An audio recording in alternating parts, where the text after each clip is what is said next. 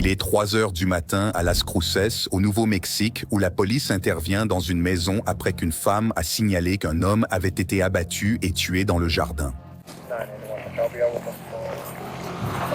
Département de police. Département de police.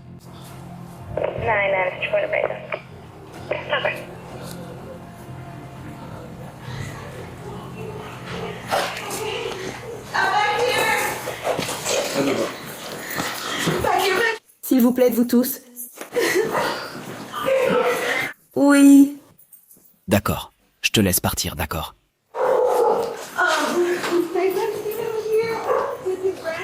Qui lui a tiré dessus? Je ne sais pas, je ne sais pas.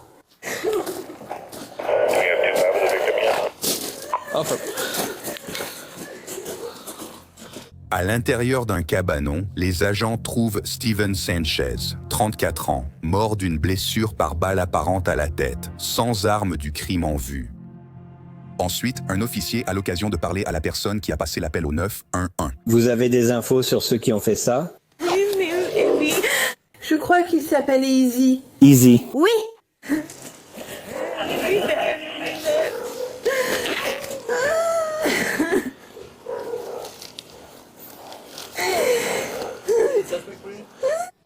Juste un gars qui s'appelle Easy. Easy, oui.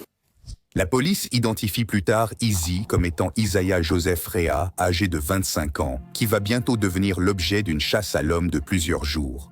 Nous le retrouverons plus tard. Mais d'abord, les enquêteurs essaient de comprendre exactement ce qui s'est passé ici. C'est bien ici que ça s'est passé, non? Oui. Tu ne connais pas son vrai nom ou quelque chose comme ça? Je ne sais pas. Je sais juste que c'est l'ami de ma mère. Tu connais son prénom? Ma mère, il s'appelle... D'accord. Et à quoi il ressemble? Je ne sais pas. C'est lui, là. Non, mais Easy. Easy, il est grand, il a les cheveux longs, il a genre... Il a des marques en forme d'éclair sur le visage, comme la foudre. Elles sont blanches. Il a un tatouage à l'intérieur du visage. Un X avec 4 cercles. Je ne sais pas trop. Il est grand, il porte un t-shirt gris et un survêtement noir. Genre noir. Un survêtement noir? C'est un gars costaud. Et il était à pied? Il est dans le véhicule? Il est à pied? Le 911 dit le suspect peut être un homme identifié comme Easy. Un homme qui peut être grand, avec de longs cheveux. Tu veux la faire entrer dans la maison? Tatouage d'éclair sur le visage. Côté gauche de son visage. Il porte une chemise grise. Un pantalon de survêtement noir. Oui. Madame, avez-vous vu ce qui s'est passé? Non. Non? Comment l'avez-vous appris? Parce qu'il est arrivé en courant, il était comme « Je croyais qu'il voulait que je le fasse. » Et j'étais là. De quoi tu parles? Et puis j'ai vu qu'il avait son arme. J'ai cru qu'il allait faire quelque chose et j'ai dit « De quoi tu parles ?» Il disait « Je croyais que tu voulais que je le fasse. » J'étais là « Pourquoi tu as fait ça? Pourquoi penser que je voudrais que tu leur tires dessus ?» Et puis je suis retournée là-bas avec Easy. Quand je suis revenue, il était parti, ma porte était ouverte et tout. Donc le suspect est entré ici? Oui. D'accord. Elle a dit que le suspect est entré en courant. Je croyais que tu voulais que je le fasse et elle a dit tu voulais que je fasse quoi? Alors elle est revenue ici. Pardon d'elle.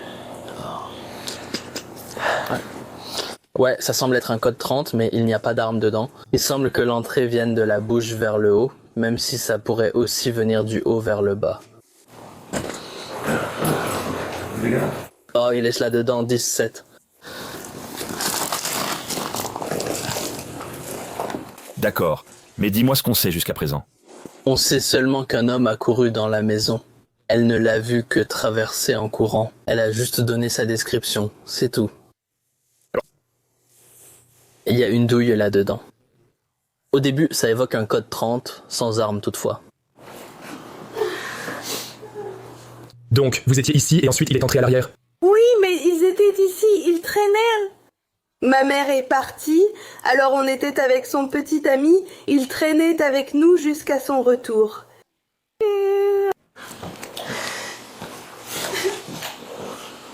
Alors, as-tu entendu quelque chose? Je n'ai même pas entendu les coups de feu là-bas. Je ne l'ai même pas entendu. Il est entré, puis qu'a-t-il dit? Il a dit « Je pensais que tu voulais que je le fasse ». J'ai répondu « De quoi tu parles ?» En voyant son arme, j'ai tout de suite compris. Alors quand je suis sortie en courant, il est parti comme ça.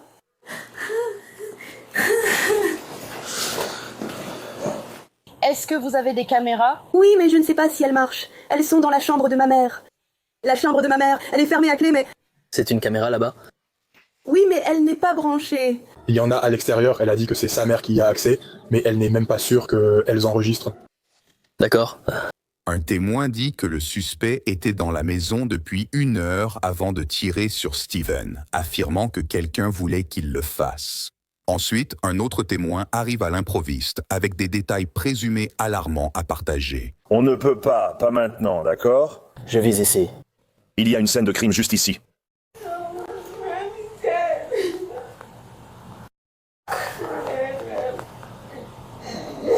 Je vais te demander d'attendre sur le trottoir, mec. Mais on ne peut laisser entrer personne d'autre, c'est une scène de crime. D'accord, on n'a pas besoin que tu la déranges. On essaye de rester à l'écart pour ne pas la perturber. Comme ça, on pourra résoudre le crime, d'accord? Tu sais quelque chose à ce sujet? Je suppose qu'elle t'a appelé? Oui. C'est ma belle-fille. D'accord. Écoutez, un gamin traînait ici, visiblement très perturbé et délirant. Je lui parlais, il avait une arme sur lui, j'ai réussi à lui prendre l'arme, et je lui parlais, et j'essayais de lui faire entendre raison, j'essayais de lui dire d'aller chercher de l'aide. C'était quand? C'était plutôt aujourd'hui. Vous connaissez son nom? Oui, oh, Easy. Il s'appelle Easy? Oui, il parlait de sa copine, il lui parlait à travers d'autres personnes, il était juste... Je pressentais que ça allait arriver. Ta caméra de poitrine est allumée? Oui, ma caméra est allumée. Pourquoi? À quoi tu penses?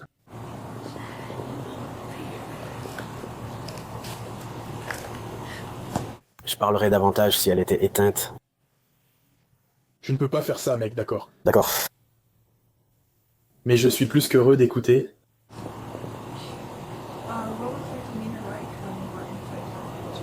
Qu'est-ce qui se passe, mec? Il est perturbé. Oui. Il n'a aucune prise sur la réalité. Il pense que les gens sont des métamorphes. Je ne sais pas. Il a un problème dans la tête. Tu connais bien Easy? Non, je viens juste de le rencontrer. Le témoin décrit, disons, un comportement inhabituel de la part du suspect, quelques instants avant que d'autres visiteurs inattendus n'arrivent sur les lieux. Nous ne pouvons pas te laisser sortir. Et je sais que tu dois y aller. Je sais que tu veux partir te détendre, d'accord?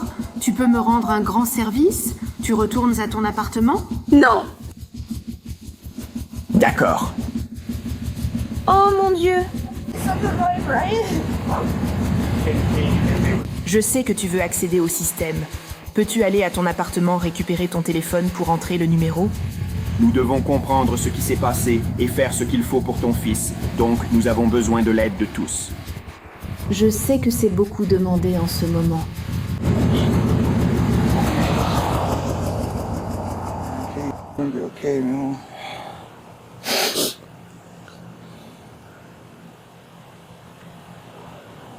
Vous êtes proche?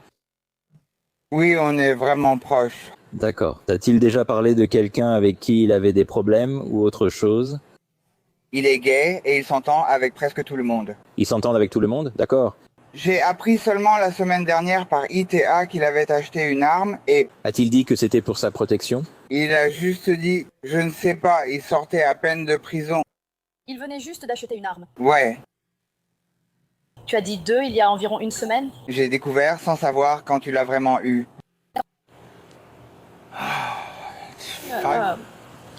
Je suppose que je dois comprendre ces paroles. Elle avait appelé et dit que ta cousine s'était disputée, mais je sais que tu as parlé de quelqu'un qui avait pris 2 armes. Ouais, je crois qu'ils avaient tous les deux une arme. Et là, Izzy, mon cousin avait une arme, ils l'ont prise à tous les deux. Qui l'a emmené? Je ne sais pas. Donc il y avait quelqu'un d'autre ici? Je suppose qu'ils faisaient une petite fête. Enfin, je ne connais pas toute l'histoire. On me l'a dit et je suis venu ici aussi vite que possible. Et donc, quelqu'un avait pris les 2 armes? Oui. Et ensuite?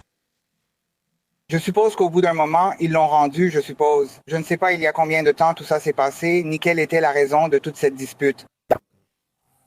Ma tante m'a demandé de venir pour savoir ce qui s'est passé et vérifier qu'il va bien. L'un des membres de la famille de Steven explique avoir appris qu'il y avait eu une dispute impliquant des armes, qui aurait également concerné une 3e personne non identifiée. Les enquêteurs ont cherché Isaïe pendant 3 jours, mais c'est un informateur qui a finalement indiqué sa localisation à la police, menant à une course-poursuite.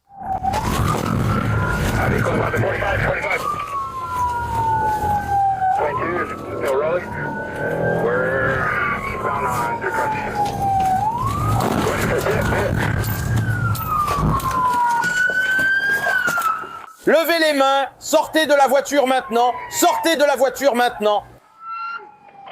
Sortez de la voiture, sortez de la voiture. Hey, come towards me! Come towards me! Je ne peux pas, ma voiture est toujours en marche. Restez là, ne bougez pas. Je vous ai, venez vers moi d'abord. Et Bobby, prends le commandement. Bobby, you take command. Hé, lève-toi, lève-toi, lève-toi. Garde les mains en l'air. Marche vers moi, d'accord, marche vers moi. D'accord, je marche. Garde les mains en l'air. Je n'ai rien sur moi. Passe à droite. Tu vas intervenir physiquement. Marche vers moi, marche vers moi. Lève les mains en l'air, continue d'avancer vers moi. Avance vers moi maintenant, garde les mains en l'air. Je recule, je recule. Reste là. Marche vers moi, garde les mains en l'air. Continue d'avancer. Les enquêteurs ont indiqué qu'Isaïe roulait à plus de 130 km/h dans une zone limitée à 50 km/h après avoir été repéré par la police qui a tenté de l'arrêter. Quelques minutes avant, le conducteur dangereux a été arrêté par une manœuvre poursuit-intervention technique. Ici, arrête. Mets-toi à genoux. Mets-toi à genoux, les mains sur la tête. Mets tes mains derrière le dos.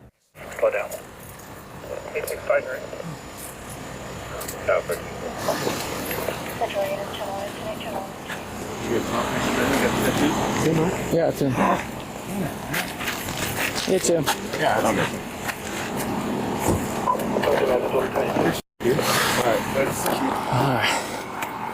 On l'a eu. On a reçu un appel disant qu'il l'avait vu dans un SUV beige. Ensuite, ils m'ont donné sa description.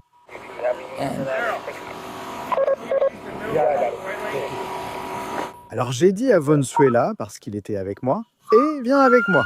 Eh bien, ils m'ont dit qu'il pourrait être en train de mettre de l'eau dans la voiture. Alors lui et moi sommes passés, et je l'ai vu. J'ai vu les lumières allumées, et j'ai fait « Oh !» Alors j'ai dit « Avance !» J'ai continué à conduire car il était derrière moi. Alors j'ai fait un détour, et je lui ai dit qu'il était là. J'ai dit « Alors rentrons, toi et moi, et puis il y a des gens à côté de nous. » Donc on essaye de faire des annonces. Il est tout de suite parti, on l'a poursuivi et il a failli avoir un accident ici, puis je l'ai rattrapé. J'ai décidé de le percuter. Après l'impact, il s'est rendu et a montré ses mains immédiatement. Ouais, allez. Alors mon grand, ça va? Je l'ai pas fait, mec. J'ai rien fait, je l'ai pas fait, frère. J'ai même pas eu la chance de parler. Tu vas parler au détective tout de suite. Oui, tu vas parler au détective tout de suite.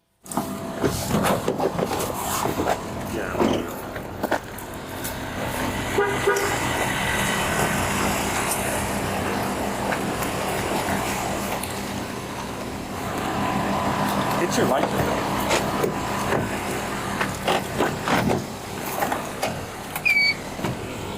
Et tu sais que tu seras aussi accusé d'avoir fui devant moi, d'accord? J'étais juste derrière toi pendant que tu conduisais. Donc je te préviens pour ça. Je prends celle-là. D'accord, chef? Très bien. Très bien. Je me suis dit, je vais l'appeler. Ils ont répondu, il est à... Ils m'ont dit, mais il est parti il y a 25 minutes et il est censé revenir. Et j'ai demandé, est-ce que vous savez s'il est là maintenant? Et ensuite, ils m'ont donné une description et c'est exactement ce qu'il porte. Puis ils m'ont dit, il pourrait être dans un petit SUV beige. Puis Valencia et moi allons chez Van Patten. Et on l'a dépassé sur Almeida. Je l'ai vu et me suis dit, oh merde, c'est là. Je ne voulais donc pas surprendre Valenzuela sans lui dire que je l'avais vu. On est allé plus loin, fait demi-tour, parlé à Valenzuela et je lui ai dit, ce suspect codin est là sur la route. Je lui ai dit de se préparer. J'ai précisé qu'on irait vite, puis on a foncé. Et la seule chose qui a attiré mon attention, c'est qu'il y avait un gars à ma gauche, caché près d'une camionnette. Je me suis dit, ah mince, j'étais coincé. Et puis il a démarré la voiture et il est parti. Alors je me suis dit, ah, c'est lui, parce que je l'ai vu tourner la tête et j'ai su que c'était lui. Alors, allons-y, ouais. En chemin vers le commissariat, Isaïe tente de plaider sa cause. Je suis parti avant que cette merde n'arrive. C'est la raison de mon départ. Tu dois parler, mais pas forcément à moi, chef. Parle plutôt au détective, d'accord? Tu vois, je veux dire, je sais que les gens disent que c'était moi, mais merde, j'ai pas fait cette merde. Tu veux parler au détective ou pas? J'ai 7 mandats d'arrêt contre toi, donc tu iras en prison quoi qu'il arrive. Je sais, c'est pour ça que je veux juste lui dire que j'ai pas fait ça comme ça. D'accord, quand elle viendra, elle te parlera alors, d'accord? Une fois au commissariat, un officier escorte le suspect à l'intérieur avant d'apprendre son long passé criminel.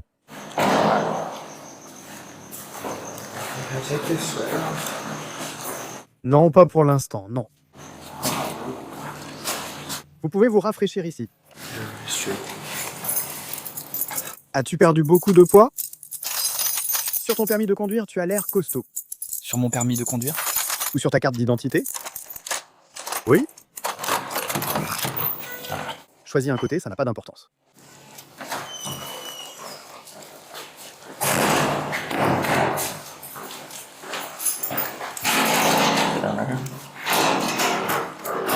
Tu as de l'eau? Je vais t'en chercher tout de suite. Tu as quelque chose dans tes poches? J'ai peut-être une cigarette électronique. J'ai de l'argent dans ma chaussette. Dans ta chaussette? Celle-là? C'est tout ce que tu as là-dedans?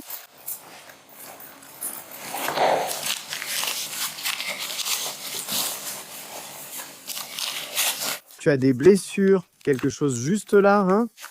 Quoi? Ma main, mes jambes, mon bras. Quand as-tu eu ça? Elles sont ouvertes, genre? Non, c'est juste que ma main est foutue. Ouais? Tu as quelque chose dans cette chaussure? D'accord, remets ta chaussure.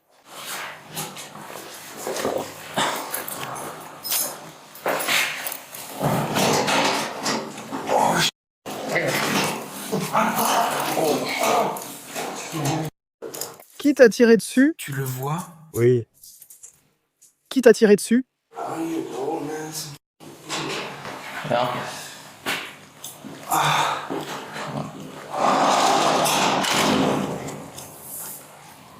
Tu as commis de nombreux délits graves, patron.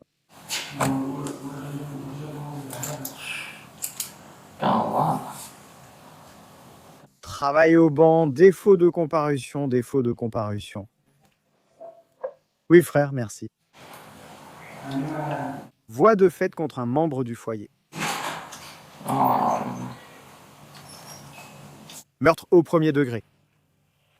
Voie de fait sur un membre du foyer, agression. Arsenie.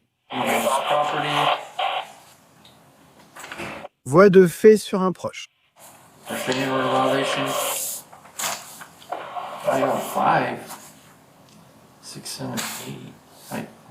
Oui, 7. Les détectives qui ont ensuite interrogé le suspect ont déclaré qu'Isaïe continuait de nier avoir appuyé sur la gâchette qui a tué Steven. Mais un jury finirait par déclarer Isaïe coupable de meurtre au second degré et de possession d'une arme à feu avec circonstances aggravantes. Il a été condamné à 20 ans de prison. Qu'y a-t-il en dessous? Noir? D'accord.